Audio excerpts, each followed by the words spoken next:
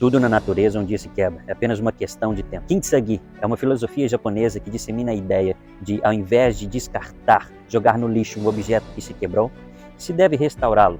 Como um objeto como porcelana, por exemplo. Ao restaurar, se pode utilizar um determinado tipo de lacre e culturalmente eles adicionam materiais preciosos, como o ouro, por exemplo. A ideia é realmente enfatizar e destacar essas marcas de reconstrução. Por quê? Porque essas falhas, agora elas fazem parte da história desse objeto.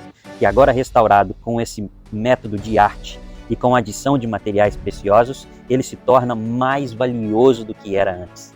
E se eu te disser que um fenômeno parecido com a arte do Kintsugi acontece no seu cérebro? Estudos da neurociência comprovaram que quando nós falhamos ou cometemos erros, algo chamado bainha de mielina, que compõe o neurônio, se rompe.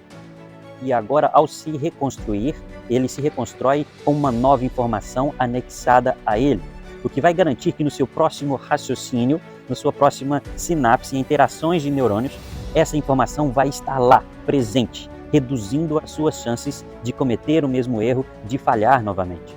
Ou seja, quando você resolve sair da sua zona de conforto para fazer uma melhoria, para melhorar algo que te incomoda, maiores serão as chances de você cometer falhas.